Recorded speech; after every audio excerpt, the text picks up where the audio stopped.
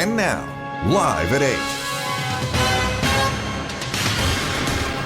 ආයුබෝවන් අද උඳුව පුරපසළොස්වක පොහොතා එක්වන් අදත් ඇත දැනගන්න ලංකාවේ අංක 1 සමබර ප්‍රවෘත්ති විකාශය ලයිව් එට් සමගින් අද භාමුණ මම චන්දර ජයසිංහ මම චවිකා ගුණසේකර සුපුරුදු පරිදි මුල් අවධානය සිරස්තන් උඳුව පොහොයට සමගාමීව සිරිපා වන්දනා සමයත් ආරම්භයි.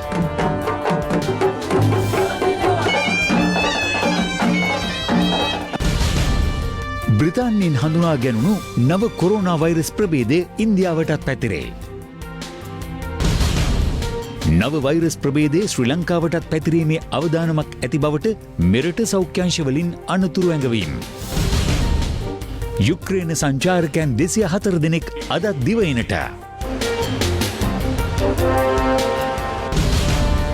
කොවිඩ් දේහ භූමදානයට එරෙහිව අදත් විරෝධතා.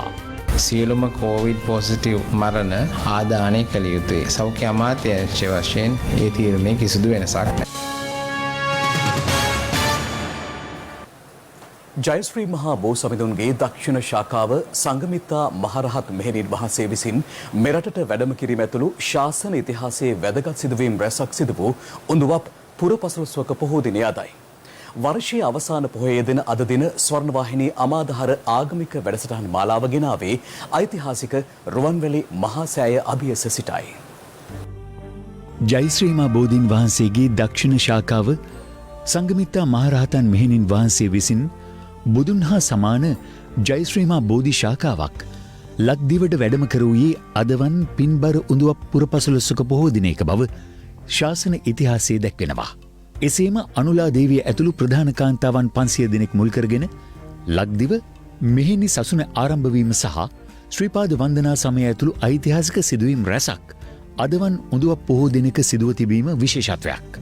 ස්වර්ණවාහිනිය මෙවර උඳුවප් පොහෝ දින අමාදාර ආගමික මෙහෙවර ගෙනෙනු ලැබුවේ අනුරාධපුර ඓතිහාසික රුවන්වැලි මහා සෑය අභියස සිටයි. උදෑසන 8 සිල් හා බුද්ධ වන්දනාවෙන් ආරම්භි අමාදාර ආගමික වැඩසටහන් මාලාව තුළ රුවන්වැලි සෑය වරුණ උදෑසන 7:30ට විකාශය කෙරුණා. අදත් තරුණ සිතට බොදු සිසිල සදහම් කතිකාව උදෑසන පැවැත්වුණේ ආචාර්ය පඬුවස්නුවර ධම්මා සංඝමිත්තා මෙහෙණින් වහන්සේගේ සහභාගීත්වයෙන්. ඉන් අනතුරුව අරලියගහ මන්දිරයේ සිට සජීවී ලෙස ගෙන අමාදම් සිසිල ධර්ම දේශනය පවත්වන්නට යෙදුනේ කොළඹ ගංගාරාම විහාරාධිකාරී ආචාර්ය පූජ්‍ය කිරින්දේ අසජී ස්වාමින් වහන්සේගේ වැඩමවීමෙන් සුපුරුදු පරිදි අමාදහාර දහම් සභාව අදත් රැස්වූ අතර පූජ්‍ය පදලංගල ධම්මදේව ස්වාමින් වහන්සේ සහ ජ්‍යෙෂ්ඨ කතිකාචාර්ය අත්තනායක එම් හේරත් මහතා ඊට එක් වුණා. රුවන්වැලි මහා සෑය අභියස සිට පෙරවරු 10ට යුගාසන කාව්‍යමය ධර්ම දේශනාව ස්වර්ණවාහිනිය ඔස්සේ සජීවීව ගෙනාවා. සිළුමිනිසෑරාදු වෙත නමදින්නේ අසනීය ස්වර මනුගුණ ගී වරුණෙන් ගීතයක මහාරුත විවරණය කෙරුණු අතර අද පසුරු 5ට රටවාසීන්ට සෙත් පතා පුනර්ජීව ආශිර්වාද සෙත් ශාන්තිය සිදු කෙරුණේ පූජ්‍ය මස්සැන්නේ විජිත ස්වාමින් වහන්සේ විසින්. මේ අතර අදත් රාත්‍රී 10:10ට සඳමඩල සදහම් කතිකාව සජීව ලෙසින් ඔබ වෙත ගෙනීමට අප සූදානම්. මෙවර ශ්‍රීපාද වන්දනා සමය අදට යෙදෙන උඳුවප් පොහෝ දිනයෙන් ආරම්භ වුණා. ඒ පැල්මඩුල්ල ගල්පොත්තාවෙල ශ්‍රීපාද රජමහා විහාරස්ථානයේ සිට සමන්දේව ප්‍රතිමාව ඇතුළු සදාතුක කරඩු බැතිමතුන්ගේ වන්දනාමාන පෙරදැරිව ශ්‍රීපාද ස්ථානයට වැඩම කරවීමෙන් අනතුරුවයි. පැල්මඩුල්ල ගල්පොත්තාවෙල ශ්‍රීපාද රජමහා විහාරස්ථානයේ සිට රිය පෙරහැරකින් ඊයේ සමන්දේව ප්‍රතිමාව සදහතුක කරඩු ඇතුළු දේවාභරණ මාර්ග 4ක් ඔස්සේ ශ්‍රීපාද ස්ථානයට වැඩම කරවනු ලැබුවා. අනතුරුව අද අලුයම යෙදුණු සුබ මොහොතින් චාරිත්‍රානුකූලව සමන්දේව ප්‍රතිමාව හා දේවාභරණ දෝවනය කිරීමෙන් පසු ශ්‍රීපාද පද්මයෙහි තැන්පත් කෙරුණා. ශ්‍රීපාද වන්දනා වාරය සෞඛ්‍ය උපදෙස් වලට අනුකූලව අද උදෑසන යෙදුණු සුබ නැකතක් අනුව ආරම්භ කරනු ලැබුවා. මෙවර ශ්‍රීපාද වන්දනා වාරය නිරෝධායන උපදෙස් වලට අනුව වන්දනාකරුවන් සීමිත ප්‍රමාණයක් පමණක් සහභාගී කරගෙන ආරම්භ කිරීම විශේෂත්වයක්. මේ අතර මෙරට ජනතාවට නිරෝගී සුව ප්‍රාර්ථනා කරමින් ස්වර්ණවාහිනී බැතිබර මාධ්‍ය අනුග්‍රහකත්වයෙන් පුරා දින 14ක් ජනතා ආශිර්වාදයට පාත්‍ර වූ ඖෂධ මංජුසාව අද අමාත්‍ය සිසිර ජයකොඩි මහතා විසින් ශ්‍රීපාද පත්මයට පූජා කළා. සමස්ත ලෝකවාසීන්ටම අපේ රටවැසියන්ටම නිදුක් නිරෝගී භාවය ලැබේවා කියන ප්‍රාර්ථනාවෙන් තමයි මේ ඖෂධ පූජාව අද සිදු කරන්න ලැබෙන්නේ. රාජ්‍ය උත්සවයක් ලෙස පැවැත්වෙන මෙවර ශ්‍රීපාද වන්දනා සමයේදී නිරෝධායන නීතිවලට යටත්ව වන්දනාවේ පැමිණෙන ලෙස ශ්‍රීපාදස්ථානාධිපති හිමියන් බැතිමතුන්ගෙන් ඉල්ලා සිටිනවා. තුන් වූ ශ්‍රීපාද පත්මය වන්දනා කිරීමට මේවර බොහොම පහසුයි. වෙනදට වඩා මාර්ගය හොඳට සකස් කරලා තිබෙනවා. ති අන්තේ එන කෙනෙක් පොකුරු ගොඩ ගොඩවල් එන්නේ නැතුව සති මැදත් ඒ ගමනට සූදානම් වෙන්න. අපි පැහැදිලි කළා පළාත්වල ඉන්න ප්‍රාදේශීය ලේකම්වරුන්ට දැනුවත් කරලා එන්නේ කියලා. ලොව කොවිඩ් ආසාදිතයන් සංඛ්‍යාව මේ වන විට 8 කෝටි 16 ලක්ෂය ඉක්මවා ඇති අතර තවමත් වැඩිම ව්‍යාප්තිය පෙන්නුම් කරන ඇමරිකාවෙන් ඊයේ වාර්තා වූ නව ආසාදිතයන් සංඛ්‍යාව යලිත් 1,50,000 ඉක්මවා තිබෙනවා. මේ අතර එංගලන්තයෙන් හඳුනා ගැනුණු නව කොරෝනා වෛරස් ප්‍රභේදයේ ආසාදනය වූවන් පිළිබඳව අසල්වැසි ඉන්දියාවෙන්ද වාර්තා වී ඇති බවයි සෞඛ්‍ය බලධාරීන් පවසන්නේ. ඒ සමගින් ලොව කොවිඩ් තත්ත්වය විමසා බැලීමටයි මේ සූදානම.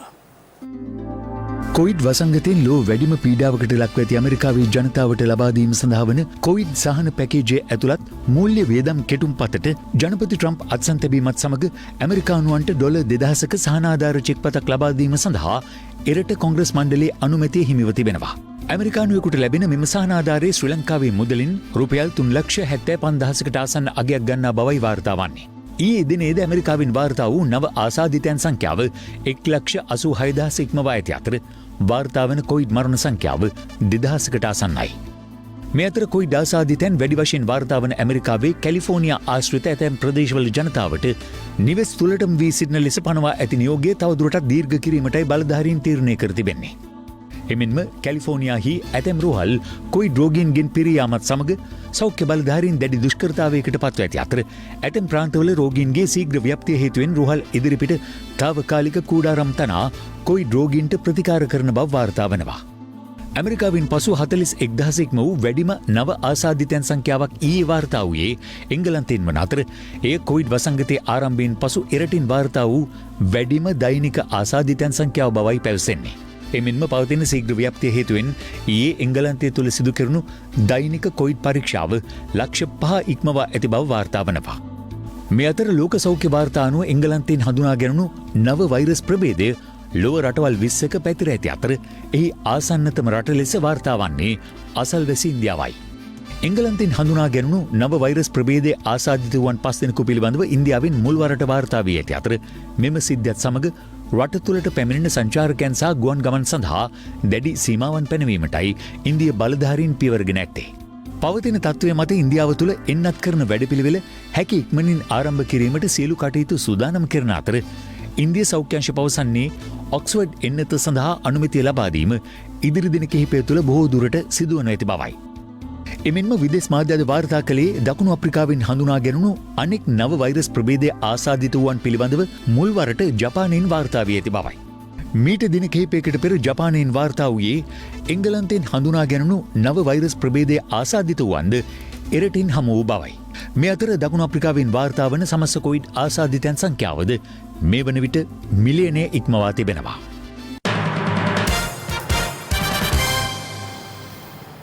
මේ අතර මෙරටින් වාර්තා වූ කොවිඩ් ආසාදිතයින් සංඛ්‍යාව අද 42,000 ඉක්මවා ගියා. ඒ අද දිනේ ආසාදිතයින් 453 දෙනෙකු වාර්තා වීමත් සමගයි. ඒ අනුව මෙරටින් වාර්තා වූ සමස්ත ආසාදිතයින් සංඛ්‍යාව 42,056ක් දක්වා ඉහළ ගියා. අද දිනේ ආසාදිතයින් 704 දෙනෙකු සුවය ලබා රෝහල් වලින් පිටත්ව ගිය අතර සුවය ලබා ඇති සමස්ත ආසාදිතයින් සංඛ්‍යාව 33,925ක්. මේ අතර ඊයේ වාර්තා වූ COVID-19 ආසාදිත මරණ 3ත් සමග මෙරට සිදු වූ සමස්ත ආසාදිත මරණ සංඛ්‍යාව 194 දක්වා ඉහළ ගියා. මෙරටින් ඊයේ වාර්තා වූ COVID-19 ආසාදිතින් 549 දෙනාගෙන් 19 දෙනෙකු විදේශගතව සිට මෙරටට පැමිණි පුද්ගලයින්. ඉතිරි ආසාදිතින් 530 දෙනාගෙන් ආසාදිතින් 237 දෙනෙකුම වාර්තා වී ඇත්තේ කොළඹ දිස්ත්‍රික්කයෙන්. ඒ අතර ආසාදිතින් 121 දෙනෙකුම වාර්තා වී ඇත්තේ දෙමටගොඩ ප්‍රදේශයෙන් බවයි COVID-19 පැතිරීම වැළැක්වීමේ ජාතික ක්‍රියාන්විත මධ්‍යස්ථානය පැවසුවේ. කිරුළපණින් ආසාදිතින් 23 දෙනෙක්, වැල්ලවතෙන් ආසාදිතින් 18 දෙනෙකු සහ මරදානෙන් ආසාදිතින් 14 දෙනෙකු වාර්තා වුණා. ගම්පහ දිස්ත්‍රික්කයෙන් ආසාදිතින් 124 දෙනෙකු සහ මහනුවර දිස්ත්‍රික්කයෙන් 44 දෙනෙකු වාර්තා වූ අතර අනෙක් ආසාදිතින් 125 දෙනා දිවයිනේ සෙසු දිස්ත්‍රික්ක වලින් වාර්තා වී තිබෙනවා. බන්ධනාගාර ආශ්‍රිතව තවත් COVID-19 ආසාදිතින් 40 දෙනෙකු වාර්තා වී තිබෙනවා. ඒ අනුව බන්ධනාගාර ආශ්‍රිතව වාර්තා වී ඇති සමස්ත ආසාදිතින් සංඛ්‍යාව 3949ක්. දෙහියෝ විට සෞඛ්‍ය වෛද්‍ය නිලධාරී කොට්ටාශයෙන් ඊයේ තවත් COVID-19 ආසාදිතින් 28 දෙනෙකු වාර්තා වුණා. මෙම ආසාදිතින් සීතාවක අපනයන සැකසුම් කලාපේ කර්මාන්තශාලා ආශ්‍රිතව හඳුනාගත් ආසාදිතින්ගේ ආශ්‍රිතයින් සහ පෑලියගොඩ මත්ස්‍ය වෙළඳපළට සම්බන්ධ ආසාදිතින්ගේ ආශ්‍රිතයින් බවයි සෞඛ්‍ය අංශ පැවසුවේ. හංවැල්ල ප්‍රදේශයෙන්ද ආසාදිතින් 29 දෙනෙකු වාර්තා වූ අතර ඔවුන්ද සීතාවක අපනයන සැකසුම් කලාපේ ආශ්‍රිතයින්. ඒ අනුව එම ප්‍රදේශයෙන් මේ වන විට ආසාදිතින් 437 දෙනෙකු වාර්තා වේ තිබෙනවා. COVID-19 ආසාදනය වීම හේතුවෙන් පුද්ගලයෙකු මේ යාමත් සමග සංචරණ සීමා පනවා තිබූ පාදුක්ක ගලගෙදර නැගෙනහිර ග්‍රාම සේවා වසමින් තවත් COVID-19 ආසාදිතින් 10 දෙනෙකු හඳුනා ගැනුණා. ඒ මියගිය පුද්ගලයාගේ සමීප ආශ්‍රිතයින් 40 දෙනෙකුගේ සිදු කළ PCR පරීක්ෂණ වලින් 16 දෙනෙකුගේ ප්‍රතිඵල නිකුත් වීමත් සමගයි. බගවන්තලාව සෞඛ්‍ය වෛද්‍ය කාර්යාල බල ප්‍රදේශයේ COVID-19 ආසාදිතින් 7 දෙනෙකු ඊයේ හඳුනා ගැනුණා. පසුගියදා කළුගල පොලිස් මාර්ග බාධකයේදී අහඹු ලෙස සිදු කළ PCR පරීක්ෂණ ප්‍රතිඵල අනුව 90 දෙනෙකු ආසාදිතින් ලෙස හඳුනාගෙන තිබෙනවා. ඒ අනුව වටවල මවුන්ගිත්වත්ත ප්‍රදේශයට සංචරණ සීමා පැනවීමටයි සෞඛ්‍ය බලධාරීන් පියවරගෙන තිබෙන්නේ. ගම්පොල අටභාගයේ ප්‍රදේශයේ පදිංචි අලෙවි නියෝජිතයෙකු COVID-19 ආසාදිතයෙකු බවට හඳුනාගෙන තිබෙනවා. ඒ අනුව ඔහුගේ සමීප ආශ්‍රිතයින් ලෙස සැලකෙන උඩ පළාත ප්‍රාදේශීය මන්ත්‍රීවරයෙක් ඇතුළු 25 දෙනෙකු ගෘහස්ථ නිරෝධායනයට යොමු කෙරුණා. ඊට අමතරව ඔහු පේරාදෙණිය, ගෙලියොය, වැලිගල්ල, ඇත්ගාල සහ ගම්පොල ප්‍රදේශයේ වෙළඳසැල් 400කට පමණ ගොස් ඇති බවට සෞඛ්‍ය අංශ විසින් හඳුනාගෙන තිබෙනවා. ඉන් ගම්පොල ප්‍රදේශයේ ඇති වෙළඳසැල් 120ක් පමණ తాවකාලිකව වසා දැමීමටත් එහි සමාජිකයින් නිරෝධායනයට ලක් කිරීමටත් සෞඛ්‍ය අංශ පියවර ගත්තා. මේ අතර එංගලන්තය ඇතුළු යුරෝපා රටවල පැතිර යන COVID-19 නව වෛරස් ප්‍රභේදය මෙරටටද පැමිණීමේ අවධානම පිළිබඳව වෛද්‍ය නිලධාරීන්ගේ සංගමේ සංස්කාරක වෛද්‍ය හරිත අලුත්ගේ මහතා ඊයේ ස්වර්ණවාහිනී මහජන සේවය පිණිසයි වැඩසටහනට එක්කමින් අදහස් පළ කළා. මේ අලුතෙන් ඇති වෙලා තියෙන තත්ත්වයේදී හරි අමාරු එක රටක් විදියට බේරිලා ඉන්න අපි දැක්කපු දේ තමයි එංගලන්තයෙන් මේක වාර්තා වෙලා දවස් දෙකක් යනකොට ඕස්ට්‍රේලියාවේ වාර්තා වුණානේ කොච්චර දුර ප්‍රමාණයක් තියෙනවද. ඒතර දැනටත් ඒතර ආසියාව, අප්‍රිකාව, මැද පෙරදිග, යුරෝපය මේ හැමතැනටම ව්‍යාප්ත වෙලා ඉවරනේ මේ දවසේ. දැන් දකුණු අප්‍රිකාවෙන් අපි අලුත්ම වෛරස් ප්‍රභේදයක් කතා කළා. ඒක වාර්තා කළ දවස් දෙකක් ඇතුළත ඒක එංගලන්තයෙන් ආයි වාර්තා වුණා. මේ පිළිබඳව අපි අවධානය යොමු කරන්න ඕන. අපේ රට තුළට එන එක වළක්වන්න කටයුතු කරන්න ඕනේ. සම්බන්ධ උපරිමයෙන් කැප වෙන්න ඕන. සෞඛ්‍ය අමාත්‍යාංශයේ මේ පිළිබඳව දැඩි අධීක්ෂණයෙන් පසු වෙනවා. මේ පිළිබඳව අපි කොවිඩ් වසංගතය පැතිරෙන අවස්ථාවක නැවත වරක් මෙම අලුත් ප්‍රභේදය ඇතිවීම ඉතාමත්ම බරපතල තත්ත්වයක් තිබිය හැකි බැවින් දැනට අපි එක්සත් රාජධානියේ සිට ලංකාවට පැමිණෙන සියලුම ගුවන් යාන අපි නතර කළා තියෙනවා. මේ තත්ත්වය අපි ඉදිරියට තවත් වර්ධනය වුණොත් අපි වෙන රටවල් වලටත් පැතිරී ගියොත් අපි මේ පිළිබඳව සලකලා බලලා ඒ අවශ්‍ය නිර්දේශ රජයට ලබා දෙනවා අවශ්‍ය කටයුතු කිරීම සඳහා. COVID-19 පැතිර යාමෙන් පසු යලි සංචාරකින් දෙවැනිට ගෙන්වා ගැනීමේ රජයේ නියම ව්‍යාපෘතිය යටතේ තවත් යුක්‍රේන ජාතික සංචාරකින් 204 දෙනෙකු අද මත්තල ජාත්‍යන්තර ගුවන්තොටුපළින් දෙවැනිට පැමිණියා. It's very beautiful really and it impressed everyone. I love you. එම සංචාරකින් පිරිසට මත්තල ගුවන්තොටුපළේදී උණුසුම් පිළිගැනීමක්ද හිමි වුණා.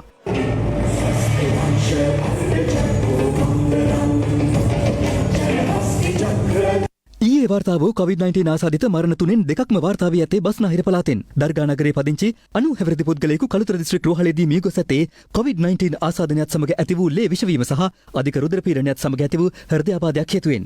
කළුතර දකුණ පදිංචිව සිටි 57 හැවිරිදි කාන්තාවක්ද COVID-19 ආසාදනය වීමත් සමග ඇති වූ ලේ විෂවීමකින් කළුතර දිස්ත්‍රික් රෝහලේදී මිය ගියා. තෙල්දෙනියේ පදිංචිව සිටි 83 හැවිරිදි COVID-19 ආසාදිත පුද්ගලයෙකු මහනුවර මහරෝහලේ සිට තෙල්දෙනිය රෝහලට මාරු කර යැවීමෙන් අනතුරුව මිය ගොස් වෙනවා. ඒ COVID නියුමෝනියා තත්ත්වය සහ උග්‍ර වකුගඩු රෝගී තත්ත්වයක් හේතුවෙන්. මේ අතර COVID-19 ආසාදිත බවට තහවුරු වූ මාවනැල්ල දනාගම ප්‍රදේශයේ පදිංචි පුද්ගලයෙකු මාවනැල්ල රෝහලට ඇතුළත් කළ අවස්ථාවේදී මිය ගොස් තිබෙනවා. එම පුද්ගලයා උණ රෝගී තත්ත්වයක් හේතුවෙන් ප්‍රදේශීය පෞද්ගලික රෝහලකට ඇතුළත් කර ඇති අතර එහිදී සිදු කළ රැපිඩ් ඇන්ටිජන් පරීක්ෂාවකදී ඔහු COVID-19 ආසාදිතයෙකු ලෙස තහවුරු වී තිබෙනවා. පසුව රෝගී තත්ත්වය උත්සන්න වීමත් සමග මාවනැල්ල මූලික රෝහලට ඇතුළත් කරන අවස්ථාවේදී මිය ගොස් තිබෙනවා. ඔහුගේ දේහය නිරෝධායන නීතිවලට අනුව ඊයේ ආදාහනය කිරීමට නියමිතව තිබුණද ඥාතීන්ගේ විරෝධතාව හේතුවෙන් ඊට අවස්ථාව හිමි වූයේ නැහැ. පොසිටිව් වෙලා තියෙනව නේද? ඒකේ පොසිටිව් වෙලා තියෙනවනේ. ඔව්. ඇන්ටිජන් එකද? ඒක පොසිටිව් වෙලා තියෙනවා කියන්නේ PCR එක හා සමානයි තමයි. කවුද? PCR එක කරලා නැහැ. ඒ දෙකම එකයි. PCR කරත් එකයි ඇන්ටිජන් එක කරත් එකයි. PCR එකක් කරනවා. රයිට්. අපි PCR එක ගන්න හෙට උදේ. ඔව්. මොකද මේ පැය ගන්න ඇතුළත වෛරස් එකක් ඇඟේ තියෙනවද නැද්ද කියන එක තාම රිසර්ච් බේසිස් කවුරුත් හරියට දන්නේ නැහැ. පොසිටිව් වුණොත් පොසිටිව්. හැබැයි නෙගටිව් වෙනස් පුළුවන්. හැබැයි නෙගටිව් වුණත් පොසිටිව් වුණත් අපි මේක මෙතනින් එහා පැත්තට ප්‍රොසීඩ් කරන්නේ කොවිඩ් එකක් පිළිබඳව. පසුව පොලිසිය පියවර ගත්තේ අදාළ පුද්ගලයාගේ ඥාතින් පිරිස විසිරුවා හැරීමටයි. කෙසේ වෙතත් මලසිරුර සම්බන්ධයෙන් අද PCR පරීක්ෂණයක් සිදු කෙරෙනු අතර එම PCR පරීක්ෂණය මගින්ද මියගිය පුද්ගලයා COVID-19 ආසාදිතයෙකු බවට තහවුරු වුණා. ජල භූවිද්‍යාත්මක සාධක හා සෞඛ්‍ය විද්‍යාත්මක සාධක අනුව ගත යුතු සුදුසුම ක්‍රියාමාර්ගය COVID-19 ආසාදිත මෘතදේහ ආදාහනය කිරීම බව ස්වභාවික සම්පත් පිළිබඳ මහාචාර්ය මෙත්තිකා විතානගේ මහත්මිය පවසනවා. ඇය මේ බව පැවසුවේ අද උදෑසන පත්තරේ වැඩසටහන සමග සාකච්ඡාවකට එක්වෙමින්. රටක එක නීතියක් කොවිඩ් සම්බන්ධයෙන් පවතින්නට ඕනි. එසේනම් කොවිඩ් මරණ පිළිබඳව නීතිය නැත්තම් ක්‍රමවේදය කුමක් විය යුතුයයි ඔබතුමිය විශ්වාස කරනවා? ඔව් රංගන, මේ ජලභූ විද්‍යාත්මක සාධක ඇතුළුව සෞඛ්‍ය විද්‍යාත්මක සාධක එකමුතු කරගෙන තමයි දැනට මේ රෙකමෙන්ඩේෂන් එකක් ඉදිරිපත් කරන්නේ කොරෝනා ආසාදිත මලසිරුරු භූමදානය නොකර වඩාත්ම පහසුම සහ වඩාත්ම සෞඛ්‍ය ආරක්ෂිතම ක්‍රමවේදය වන ආදාහනය සිදු කරන්න කියලා. වෛරස් එක මියගිය දේහවල නැහැයි කියලා සමහරු තර්කයක් නගනවා. අපි දන්නවා වෛරසයක් ගුණණය වෙන්න ජීවී සෛලයක් අවශ්‍යයි. නමුත් වෛරසය මිය යන්න පෙර ඒකේ ආයු කාලය රැඳෙනවා සෑහෙන කාලයක්. ඒ කාලය තුල වෛරසයට පවතින්න පුළුවන් නොයෙකුත් ස්ථානවල. ඒ නිසා තමයි මේ ගැටලුව මතුවෙන්නේ. දැන් සමහර රටවල් භූමදානයට යනවාද? ඒකට ඉඩ දෙනවාද? එතකොට ඒකත් එක්ක කොහොමද අපිට සංසන්දනය කරන්න පුළුවන් වෙන්නේ අපේ රටේ තත්ත්වය? සමහර රටවල් භූමදානය කරනවා. සමහර රටවල් ආදාහනය පමණයි කරන්නේ. සමහර රටවල් දෙකම කරනවා. ඉතින් ලංකාවේ ජලභූ විද්‍යාත්මකව සලකා බැලුවාම අපිට මෙතන සුවිශේෂී ගැටලුවක් මතුවෙනවා. මොකද ලංකාවේ භූගත ජලය පවතින්නේ විශේෂයෙන්ම අපි ගත්තොත් කලාපයේ භූගත ජලය පවතින මට්ටම ඉතාමත් පහත්. ඒ වගේම තමයි වියලි කලාපයේ ජලය භූගත ජලය පවතින මට්ටම දැන් මේ කාලේ සලකා බැලුවොත් මේ වියලි කලාපයට ඉසානදික මෝසම් වැටෙන කාලය. ඒ නිසා භූගත ජලය ලංකාවේ අනික් රටවල් වලට වඩා ගොඩක් වෙනස්. ඒ නිසා රිස්ක් එකකට නොයා කරන්න පුළුවන් එකම දේ තමයි ආදාහනය කිරීම.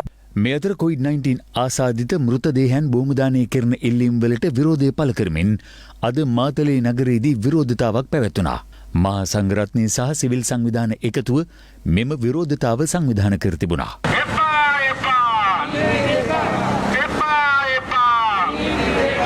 සීතාගාර හයි කරගෙන මලමිනි ආරක්ෂා කරන තත්වකට වැටිලා තියෙන ඒකේ ලයිට් බිලත් අපිට නෙන්නේ. මොකද ආණ්ඩුව ගෙවන එක කියන්නේ අපෙන් ගන්නෙ. ආදානයේද භූමදානයේද කියලා හාමුදුරුවන්ට ඇති අදිසියක් නැහැ නේද? අපිට මේ තියෙන්නේ මේ රටේ සෞඛ්‍යයට වෛද්‍යවරු කියන්නේ මොකද්ද කියන එකනේ. මහා සංඝරත්නයට පෙනී හිටින්න අයිතිය තියෙනවා. විවිධ කණ්ඩායම් වලට පෙනී හිටින්න අයිතිය තියෙනවා. මේ ප්‍රශ්නේ සම්බන්ධ. ඉතින් මම හිතන්නේ මහා සංඝරත්නය විශ්වාස කරනවා නම් මේක නොකළ යුතුයි කියලා මමත් ඉන්නේ එතන. නියපොත්තෙන් කඩන්න තියෙන ප්‍රශ්නේ පොරවෙන් කොටනකන් ඉන්න එපා කියන එක තමයි අපිට රජයට කියන්න තියෙන්නේ. මේ අතර COVID-19 ආසාදිත මෘතදේහ සම්බන්ධ ගැටලුව පිළිබඳව සමාලෝචනය කිරීම සඳහා පත් කළ විශේෂඥ කමිටුවේ ක්‍රියාකලාපය සම්බන්ධයෙන් ශ්‍රී ලංකා මහජන සෞඛ්‍ය පරීක්ෂකවරුන්ගේ සංගමේ සභාපති උපුල් රෝහණ මහතා ඊයේ මහජන සේවයේ පිණිසයි වැඩසටහනට එක්වෙමින් මෙලෙස අදහස් පළ කළා.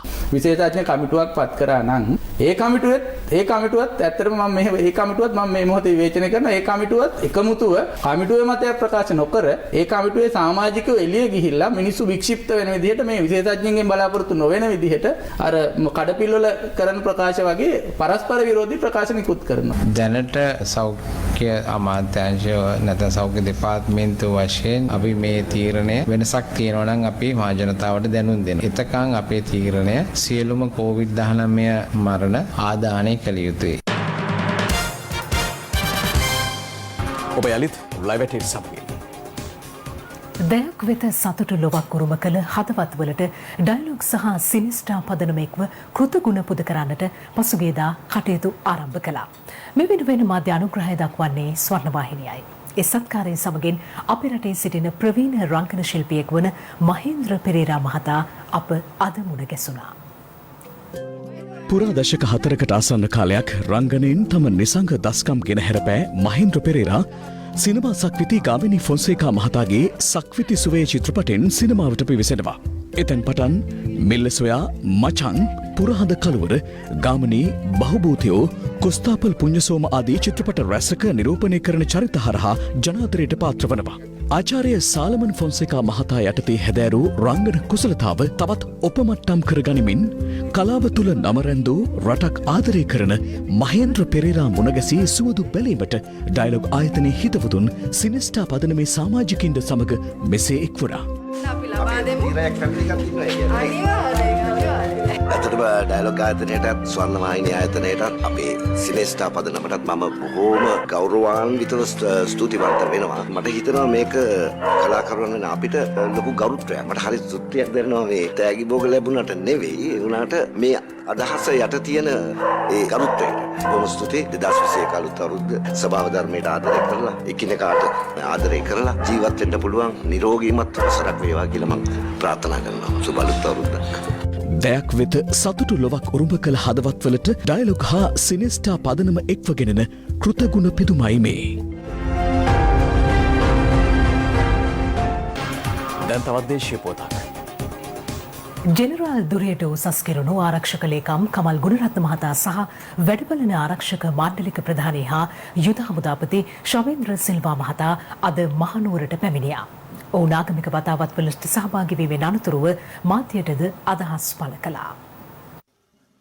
ජෙනරාල් නිලයට උසස් කෙරුණු ආරක්ෂක ලේකම් කමල් ගුණරත්න මහතා අද පෙරවරුවේ මහනුවර ශ්‍රී දළදා මාලිගාවට පැමිණ ආගමික වතාවත් තුළ නිරත වුණා.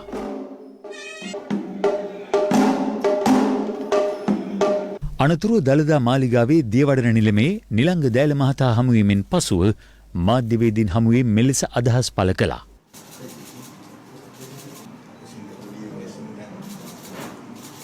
රටපුරා යම්කිසි ආකාරයක උද්ඝෝෂණ රැල්ලක් යනවා. මේක ජාතික ආරක්ෂාවට යම් ආකාරයෙන් තරජනක් නේද? මේ වාදහන භූමි දහන ආරමේ සම්බන්ධ. ඇත්තටම මේක ප්‍රශ්නකාරී තත්වයක් තමයි. නමුත් මෙතන තීරණ ගන්න ඕනේ සෞඛ්‍ය බලධාරීන්. ඉතින් මම දන්න තරමින් ජනාධිපතිතුමා දැන්ට දින කීපයකට ඉස්සෙල්ලා සෞඛ්‍ය බලධාරීන්ට උපදෙස් දීලා තියෙනවා. ඒ කියන්නේ අර වෛරොලොජිස්ට්ලා කියලා ඉන්නේ. ඒ කියන්නේ වෛරස් සම්බන්ධ විශේෂඥ වෛද්‍යවරුන්. ඒ අයට එකතු වෙලා තීරණයක් අරගෙන ඒ තීරණය දැනුම් දෙන්න කියලා මොකද්ද කළ යුත්තේ කියලා රජය. මේ සියලුම බන්ධනාගාර වලින් 8600ක රැඳවියන් නිදහස් කරනු ලැබුවා සහ අපදීම් සිදු කෙරා. මේ සමාජයේ මුදෑරියේ අපරාධකරුවන්ද ඔවුන්ගෙන් ඔවුන් මේ පිළිබඳව වගකීම කොයි විදිහට රජය දරන්නේ? ඇත්තටම වගකිය යුතු රජයක් විදිහට කොයි වෙලාවකවත් අපරාධකාරයෝ සමාජයට මුදා හරින්නේ නැහැ. ඔතන ඔය මුදා හැරපු 8000 ගාණෙන් මම හිතන්නේ 7500කට වැඩිය ඉන්නේ ඔය මත්ද්‍රව්‍ය සම්බන්ධ චෝදනා වලට අහුවෙච්ච ළමයි.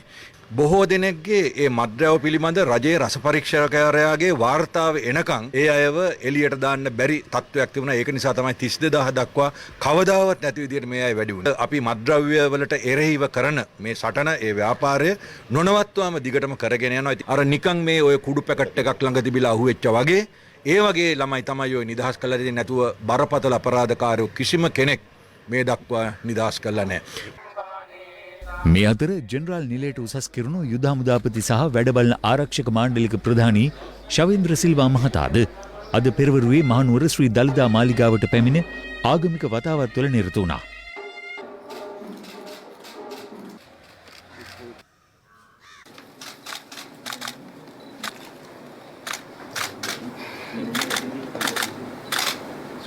එතුමා අපි විශාල සේවාවක් මේ රටට සිද්ධ කරනවා කියන එක හැමදෙනාම දන්නවා. මේ ජනාධිපතිතුමා බොහොම ආදරේ එතුමාට එතුමාගේ සේවාවන් බොහොම අගය කරනවා. ඒ වගේම එතුමා හොඳ බෞද්ධයෙක්. අලුතින් නිරේකට පත් වුණු අපි හමුදාපතිතුමාට බුද්ධාදී රත්නත්‍රයේ ආශිර්වාද ලැබේවා කියන මේ ආශාවෙන් ආශිර්වාද කරනවා. නමෝ නමෝ තස්ස ආනියට පුරිත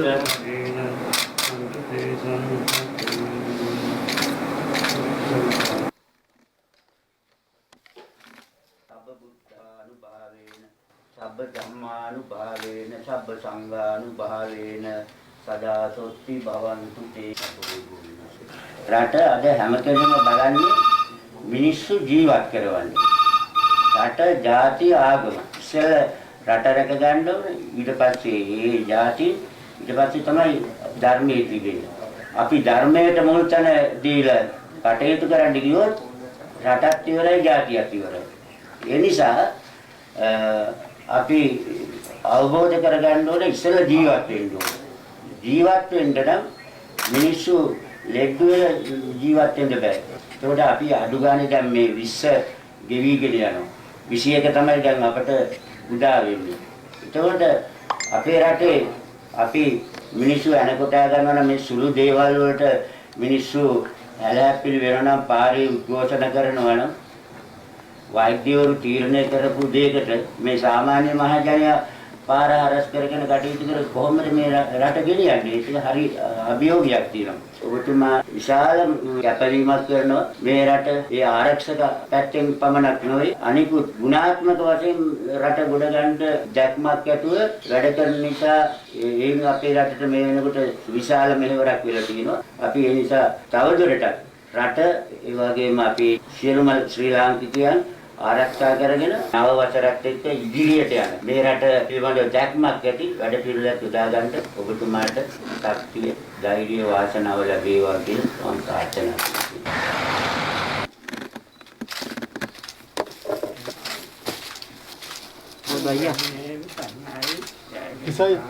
ඔබතුමා යුද්ධ දෙකකට සම්බන්ධ වුණා. එකක් තමයි 30 අවුරුදු යුද්ධයේ අන්තිම භාගයේ අමාරුම අවස්ථාව ඒකට ප්‍රමුඛත්වයේ ගත්ත ජයග්‍රහණය. අනිත් යුද්ධය තමයි මේ කොරෝනා මහ යුද්ධය. ඉතින් ඒකට ඔබතුමා මුල් වෙන සෞඛ්‍යංශත්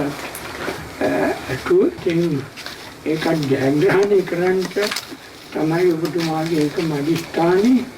අපේ ජනාධිපතිතුමාගේ අධිෂ්ඨානය තමයි ගරු ජනාධිපතිතුමාට පින්නෙම ස්තුතිය ප්‍රකාශ කරනවා. සුදුසාට සුදුසු තැන ලබා දීම පිළිබඳව.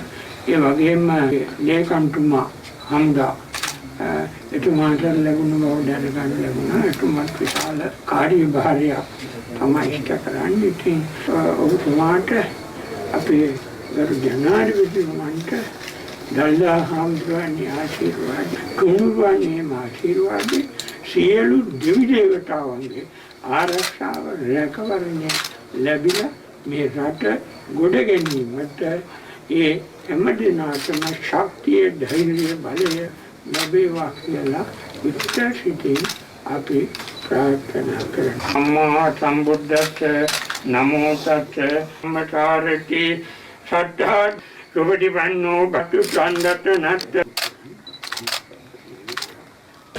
අනතුරු මාධ්‍යවේදීන් හමුවද යුද හමුදාපතිවරයා මෙලෙස අදහස් පළ කළා. ඒ වෙන විට විශාල ගැටලුවක් අපේ මත වෙලා තියෙනවා ඒ ආදාන භූමියම සම්බන්ධයෙන්. දැන් මගේ මතය කියන්නේ මම වෛද්‍යවරයෙක් නෙමේ. මම කාර්ය මේ සාධක බලකායේ ප්‍රධානියා වුණාට අපිට ඉස්සල්ලාම අහුම්කම් දෙන්න ඕනේ වෛද්‍යවරුන්ගේ උපදේශක මණ්ඩලයක් රජය විසින් පත් කරලා තිබෙනවා. ඉතින් වෛද්‍යවරුන් සමන්විත වූ උපදේශක මණ්ඩලයෙන් ලබා දෙන නිර්දේශ අනුව තමයි ඕනම අවස්ථාවක අපිට ක්‍රියා කරන්න වෙන්නේ. ඉතින් මේ අද අපි කතා කරන මොහොත වෙනකොට ඒ උපදේශන සභාවෙන් ලබා දීලා තියෙන මතය තමයි දැනට අපි පවත්වාගෙන යන්නේ. ඉතින් ඒක විтин විට නැවත නැවතත් විශ්ලේෂණය කරනු ලබනවා.